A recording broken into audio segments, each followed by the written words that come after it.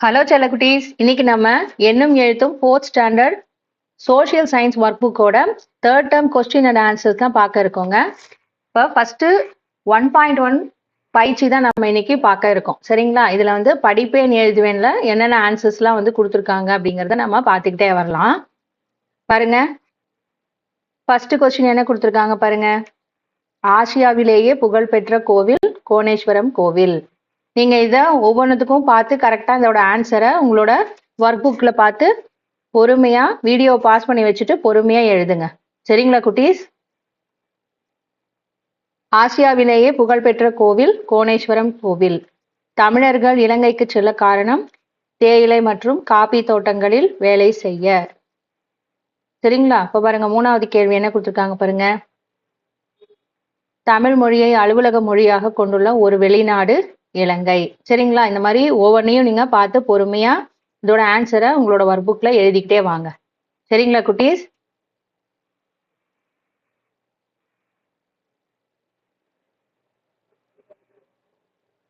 கோணேஸ்வரம் கோவிலின் சிறப்பு 1000 தூண்களை கொண்டது. தவறான இணையை தெரிவு செய்க. 4th E தான் வந்து இதுக்கு ஆன்சர். இலங்கை ஜொகூர் பாலம். சரிங்களா? ஓகே, நம்ம நெக்ஸ்ட் பேஜ் பார்க்கலாமா?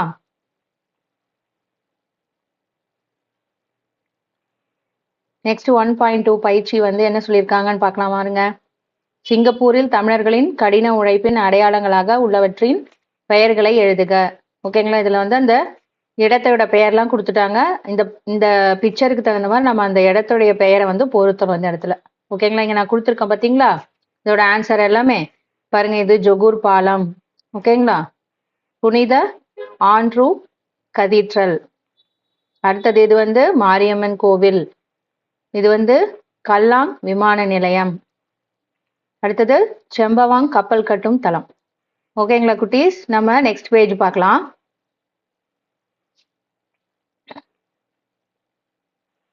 அடுத்தது 1.3 என்ன சொல்லியிருக்காங்கன்னு பார்க்கலாமா? பணத்தாள்களை உற்று நோக்கி தமிழ் மொழி இடம் பெற்றுள்ள நாடுகளை வட்டமிட்டு எழுதுக. பாருங்க, இங்க நான் கொடுத்துருக்கேனா இதே மாதிரி வட்டமிட்டு உங்களுடைய ஒர்க் புக்ல நீங்க என்ன பண்ணுங்க, இதோட ஆன்சரை நீங்க குறிச்சுக்கோங்க. சரிங்களா குட்டீஸ்? ஓகே, இப்போ நம்ம நெக்ஸ்ட் பேஜ் பார்க்கலாமா? கீழே இதோட ஆன்சர் எழுத சொல்லியிருக்காங்க. இங்க பாருங்க, இங்க எழுதியிருக்கேன். அதே மாதிரி பார்த்து எழுதுங்க.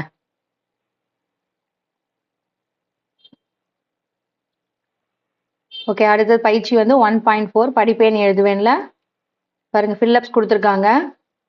ஸோ அதோட ஆன்சர்ஸ்லாம் நம்ம பார்க்கலாம். தமிழ்நாட்டிற்கும் மலேசியாவிற்கும் இடையிலான உறவு எத்தனை ஆண்டுகளுக்கு மேற்பட்டது?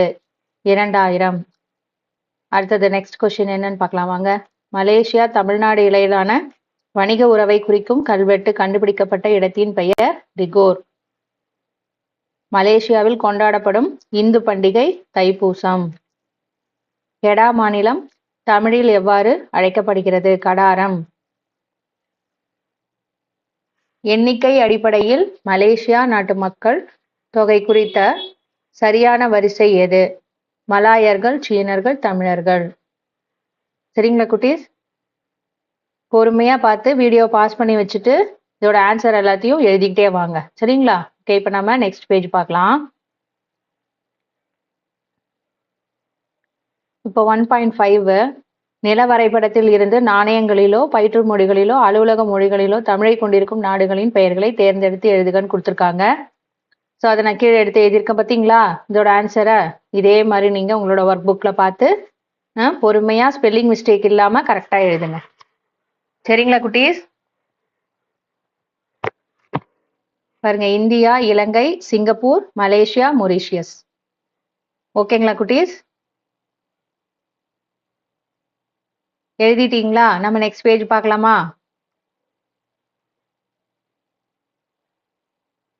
ஓகே, இப்போ நம்ம நெக்ஸ்ட் பேஜ் பார்க்கலாம். அடுத்தது 1.6 பயிற்சி வந்து 1.6 நாடுகளுக்கு உரிய சிறப்புகளை எடுத்து எழுதுகன்னு சொல்லியிருக்காங்க. உலகத்தமிழ் மாநாடு, அஞ்சல் அருங்காட்சியகம், பத்துமலை முருகன் கோவில், மக்கள் தொகையில் 10 விழுக்காடு தமிழர்கள், போர்ட் லூயிஸ் தைப்பூசம். ஸோ இது வந்து எந்தெந்த நாடுகளுக்கு பொருந்தி வரும் அப்படின்னு சொல்லியிருக்காங்க. நம்ம இதுங்க தனித்தனியாக இங்கே உங்களுக்கு கொடுத்துருக்கேன்.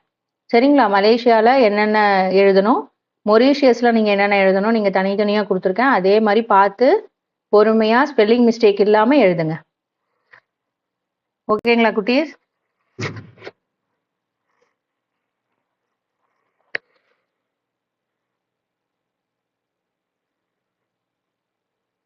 ஸ்பெல்லிங் மிஸ்டேக் இல்லாமல் எழுதி வச்சுக்கிட்டிங்கன்னா தான் நீங்கள் எக்ஸாமுக்கு படிக்கிறதுக்கு உங்களுக்கு ஈஸியாக இருக்கும். ஓகேங்களா குட்டீஸ்? ஓகே, இப்போ நம்ம நெக்ஸ்ட் பேஜ் பார்க்கலாம். ஓகே, இப்போ அடுத்தது 1.7 பயிற்சி.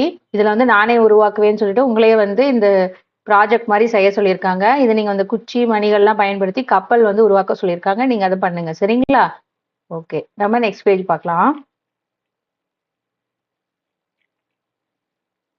அடுத்தது வளரறி மதிப்பீடு. இதில் வந்து கொஸ்டின் அண்ட் ஆன்சர்ஸ் வந்து ஃபில்லப்ஸில் கொடுத்துருக்காங்க. சரியான விடையை தேர்ந்தெடுத்து கீழே கொடுக்கப்பட்டுள்ள விடைத்தாளில் நிழலிடுக அப்படின்னு சொல்லியிருக்காங்க. ஓகேங்களா? நீங்கள் வந்து ஷேட் பண்ண சொல்லியிருக்காங்க. நான் ஷேட் பண்ணால் உங்களுக்கு வந்து சரியாக தெரியாதுன்னு சொல்லி தான் உங்களுக்கு நான் ரவுண்ட் பண்ணி காமிச்சிருக்கேன். நீங்கள் உங்களோட ஒர்க் புக்கில் என்ன பண்ணுங்கள், ஷேட் பண்ணிக்கோங்க. சரியா? நான் இங்கே எழுதியிருக்கேன். நீங்கள் இந்த மாதிரி ரவுண்ட் பண்ணாமல் என்ன பண்ணுங்கள், ஷேட் பண்ணிக்கோங்க. ஓகேவா? கலர் பென்சில் வச்சு லைட் கலராக வந்து இந்த இடத்துல ஷேட் பண்ணிக்கோங்க. நிழலிடுக அப்படின்னா ஷேட் பண்ணணும். ஓகே, இங்கே கீழே வந்து அதே மாதிரி கொடுத்துருக்காங்க உங்களுக்கு. அதுலேயும் நீங்கள் அந்த நம்பரில் வந்து நீங்கள் ஷேட் பண்ணணும். ஓகேவா?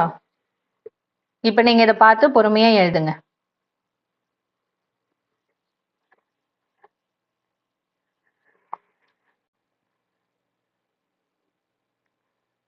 அடுத்தது பாருங்க. பின்வருவனவற்றுள் எந்த நாட்டில் தமிழ் மொழி ஒரு பயிற்று மொழியாக உள்ளது? மலேசியா. அடுத்த நெக்ஸ்ட் கொஸ்டின் 4th ஒன் பார்க்கலாமா? இலங்கையின் தலைநகரம் கொழும்பு. ஓகேவா? ஆசியாவிலேயே புகழ்பெற்ற கோணேஸ்வரம் கோவில் எங்குள்ளது? இலங்கை. கீழ் காண்பனவற்றுள் எந்த 2 வெளிநாடுகளில் தமிழ் அலுவலக மொழியாக உள்ளது? இலங்கை, சிங்கப்பூர். சரிங்களா குட்டீஸ்? இதை பார்த்து பொறுமையா எழுதிட்டீங்களா?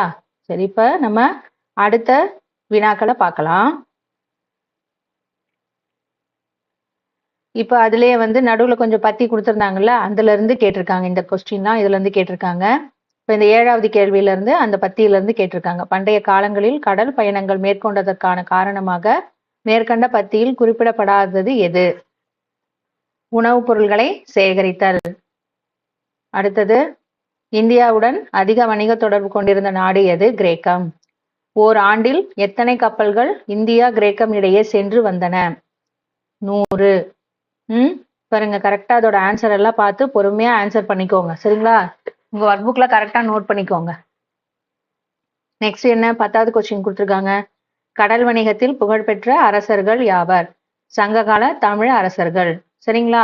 பாருங்க, இதுல இருந்து ஷேட் பண்ண சொன்னது எங்க சொல்லியிருக்காங்கன்னா, இங்க பாருங்க, இந்த விடைத்தாள் இங்க கொடுத்துருக்காங்கல்ல, இதுலதான் இந்த ஓஎம்ஆர் ஷீட்னு சொல்லுவாங்க. இது வந்து உங்களுக்கு இப்ப சின்ன கிளாஸ்க்கு சின்னதா கொடுத்துருக்காங்க. சரிங்களா?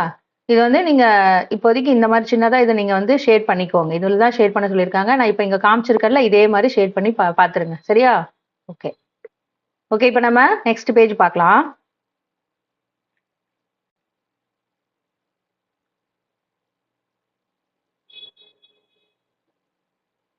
இது வந்து நீங்க தெரிஞ்சுக்கிறதுக்காக கொடுத்துருக்காங்க. கீழே வந்து பாருங்க, கொஸ்டின் கொடுத்துருக்காங்க. ஃபில்லப்ஸ். மலேசியா நாட்டில் உள்ள சுற்றுலா தலம் எது? ஆப்ஷன் வந்து கொடுத்துருக்காங்க. பத்துமலை முருகன் கோவில்ங்கிறது தான் இதோட ஆன்சர். ஓகேங்களா குட்டீஸ்? அஞ்சல் அருங்காட்சியகத்தை பார்வையிட எந்த நாட்டிற்கு செல்ல வேண்டும்? மொரீஷியஸ். இலங்கை நாட்டில் பார்வையிடப்படும் சிறப்புமிக்க கோவில் எது? கோணேஸ்வரம் கோவில். நெக்ஸ்ட், ஜொகூர் பாலத்தை பார்க்க வேண்டுமெனில் செல்ல வேண்டிய நாடு எது? சிங்கப்பூர். உனக்கு தெரிந்தவர்கள் உங்கள் உறவினர்கள் வசிக்கும் வெளிநாடுகளின் பெயர்களை எழுதுக. சிங்கப்பூர், மலேசியா, இலங்கை, அமெரிக்கா. சரிங்களா குட்டீஸ்? இதை பார்த்து பொறுமையா எழுதுங்க. ஓகே, இப்போ நம்ம நெக்ஸ்ட் பேஜ் பார்க்கலாமா? ஓகே, இப்போ நெக்ஸ்ட் வந்து செகண்ட் லெசனு, குழந்தைகளின் உரிமைகள் மற்றும் கடமைகள். இதை நம்ம அடுத்த வீடியோல பார்க்கலாம். ஓகேங்களா குட்டீஸ்? இது வரைக்கும் நான் காமிச்ச இந்த எல்லா ஆன்சர்ஸையும் நீங்க என்ன பண்ணுங்க, பொறுமையா பார்த்து உங்களோட ஒர்க் புக்ல கரெக்டா நீங்க நோட் பண்ணிக்கோங்க. சரிங்களா குட்டீஸ்? குட்டீஸ், இன்னைக்கு நாம இந்த வீடியோல பார்த்து நீங்க நிறைய புதுசா கத்துட்டு இருப்பீங்கன்னு நாங்க நம்புறோம். மேலும் இது உங்களுக்கு பிடிச்சிருந்தா இந்த வீடியோவுக்கு ஒரு லைக் போடுங்க. நீங்க இன்னும் நம்ம டெக்ஸ்ட் புக் கைட் சேனலை சப்ஸ்கிரைப் பண்ணலனா உடனே உங்க அப்பா அம்மா கிட்ட சொல்லி சப்ஸ்கிரைப் பண்ண சொல்லுங்க. அப்பதான் நாங்க போடுற அடுத்தடுத்த வீடியோக்கள் உங்களுக்கு உடனே வந்து சேரும். நீங்களும் பார்த்து வரக்கூடிய அனைத்து பாடங்களையும் கத்துக்க முடியும். அடுத்த வீடியோல இதே போல ஒரு பயிற்சி பாடத்தோட நாங்க உங்களை சந்திக்கிறோம். டாடா, பாய் பாய். Take care.